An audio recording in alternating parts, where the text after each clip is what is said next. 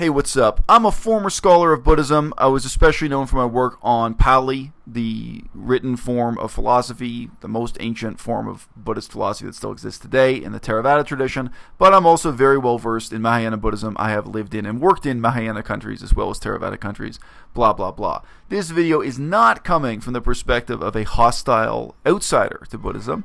It's coming from the perspective of an insider. You know, everyone, the guys who become scholars of Buddhism, they normally get asked in one context or another to what extent they believe in Buddhism, to what extent they support Buddhism, as opposed to merely studying it. And it's an interesting question. People phrase the question a different way, and people define the answer in different ways too.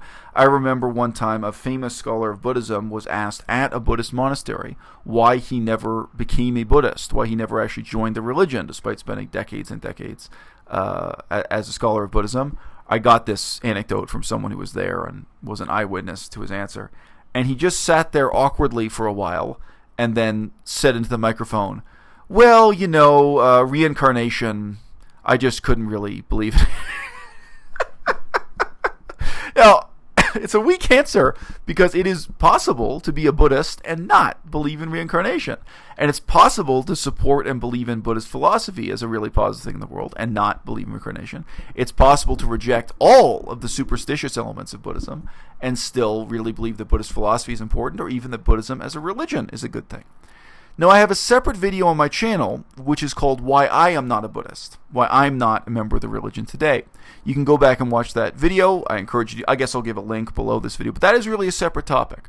What I'm addressing in this video now, instead, is the question of what's wrong with Buddhism as a philosophy. Because my reasons for not being a member of the religion today have to do with the people who comprise the religion today, the reality, institutionally, culturally, and even on a human scale, personally, of what the religion is and what it's doing today, the ways in which I'm disappointed with it, the ways in which I don't think it has the potential to make a positive difference in the world anymore. Whereas before, when I was a member of the religion, I did believe in those things. I thought Buddhism had that kind of potential, and I was, so to speak, optimistic about what could happen in the next 50 years to Buddhism. And as a philosophy, I think what nobody is willing to come out and say, or what nobody's willing to come out and deal with, is nirvana itself, is the nirvana experience. And this is interesting. I can only compare it to the status of hell and heaven in Buddhism. The fact that Buddhists, both true believers and secular scholars, they tend to really want to avoid the fact that this is a religion that was traditionally based on belief in hell.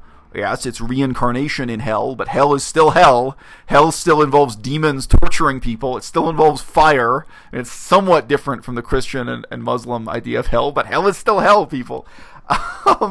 There's a great reluctance to face up to what the ancient texts actually say about that and what traditional Buddhist belief really is about that.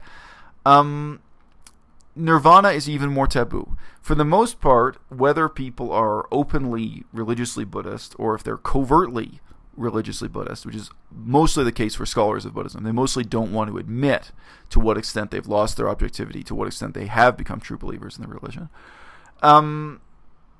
The nirvana experience itself, as it is set down in the text, is really, I would say, fundamentally wrong and misleading and bad, and precludes the development of Buddhism as a philosophy.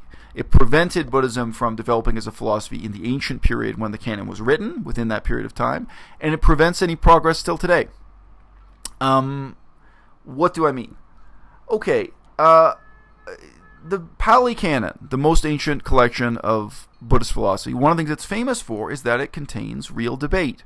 And that is something to be celebrated.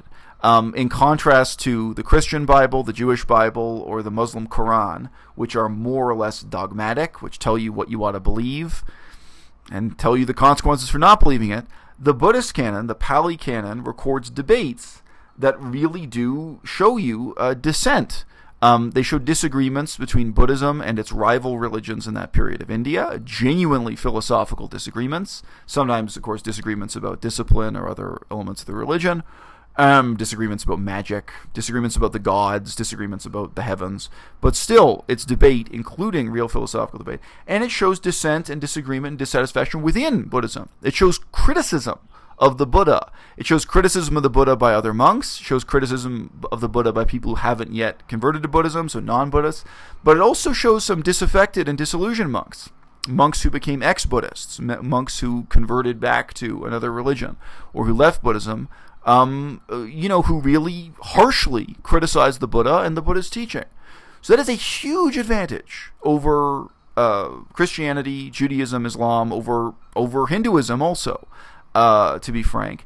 And it does very fundamentally make the religion more philosophical, more open-minded, etc. However, the nature and purpose of those debates is very much stunted by nirvana itself. The purpose of all of the debates is merely to get you to believe enough. It's merely to convince you up to a certain point that you should try this Buddhist method of meditation, that you should try experiencing the jhanas. And then once you have experienced the jhanas that are on the road to nirvana itself, then you're convinced that this whole religion is completely true, that the Buddha's teaching is the most important thing in the world, and you, in a sense, have no more questions, or you have no more questions of this fundamental type. So, the jhana experience is not only irrational, it really frustrates rational debate, it stymies, it puts an end to the construction of a rational philosophy, it stymies the progress of rational inquiry. Of rational inquiry. And the experience of jhana, if you're willing to just read what the original texts say, is hallucinatory. So we have a religion that from day one was embracing the experience of hallucination as a real and important source of data. So it's not merely, like in ancient Greece, you can say there's a failure to distinguish between hallucination and real experience. People see the gods and talk to the gods, sometimes in circumstances that explain why they're hallucinating. I remember, I think this is in Thucydides, there's a story, sorry, it could be Herodotus, but in the ancient Greek source, there's a guy who was a messenger running through the high altitude mountains as fast as he could to deliver a message. And not surprisingly, he started hallucinating in this circumstance, and he saw one of the ancient Greek gods and spoke to him and so on. Now, anyway, again, also in Tibet, at high altitudes, you can get oxygen deprivation and you can hallucinate even more easily. In the ancient world, disease and illness itself is enough to get you hallucinating with no use of drugs and with no other susceptibility. Still today, if you've just experienced tropical fever, many forms of illness, partly just due to the exhaustion they cause you, will have hallucination as a side effect. But in ancient Greece, you might say there's this failure to distinguish between hallucination and real experience. In Buddhism, it's worse because the religion is very fundamentally based on embracing hallucinatory experience. And that is there as part of the bedrock of the religion, is that people talk to the gods, people they have visions of their own prior incarnations, of their own future incarnations. They have visions of demons, of yetis, of talking to gods like Indra, of teleportation to other realms. And all of this is taken deadly seriously. They have visions of, the departed souls. Soul is not correct in Buddhist, but we're using the English language here. The departed souls of people they knew floating through the air and going to hell and being tortured, the torments of these spirits and so on. And every indication in the Pali Canon is that the Buddha himself takes this very seriously, that he regards this as real, and he regards these things as increasing faith in the community. So yes, you have an open, philosophical, there's a lot of so-called critical thinking and debate in the Pali Canon. But in terms of the core tenets of the religion, the purpose of that debate is only to bring you up to the point where you sit down and have that meditative experience, you experience the jhanas, and whether or not you experience nirvana, you get up to those levels in the jhanas, you have these hallucinatory experiences. And then this confirms your faith in the religion, and the religion carries on. And now suddenly you're quite willing to pay taxes that support Buddhism and other things. So this, gives the basis for the whole development of the institutionalized religion. Now, of course, there are other ways in which the religion is stymied.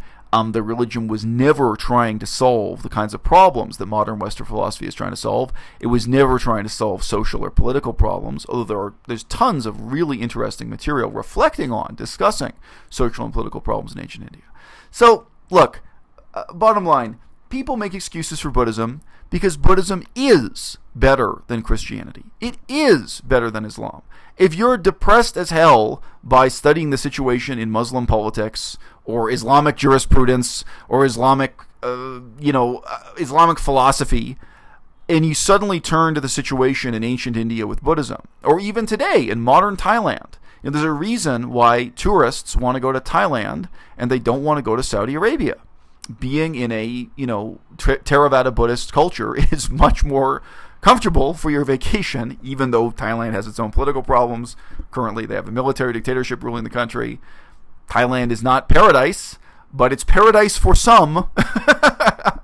There are many ways in which modern Thailand is much more appealing than modern Saudi Arabia, and there are many ways in which the ancient philosophy of Buddhism is much more appealing than the medieval philosophies of Christianity or Islam or Judaism or what have you. So in some ways, Buddhism, I think, gets an easy ride because we're making those comparative statements. But at some point, the comparisons have to stop, and we have to evaluate Buddhism for what it really is on its own terms and for what it can and cannot contribute to the modern world.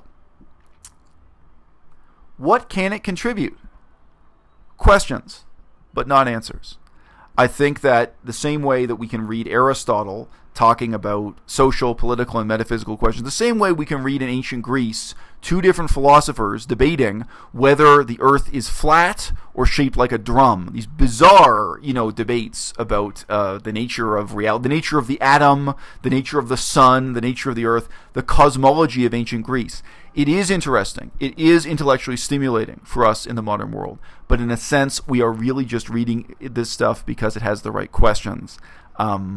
In those pages, you will not find the right answers.